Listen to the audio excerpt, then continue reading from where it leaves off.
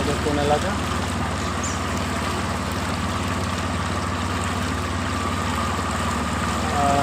দর্শক, আমরা আছি এখন নোয়াখালীর সোনাইমুড়ি উপজেলার নাটেশ্বরে।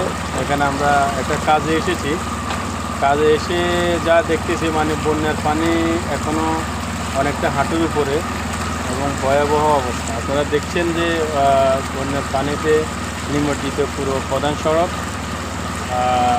এখানে মানুষ অনেকটা পানিবন্দী। বিগত প্রায় 1.5 মাস পানিবন্দী অবস্থা আছে এখানকার মানুষ। আপনারা প্রধান সড়কের চিত্র দেখছেন,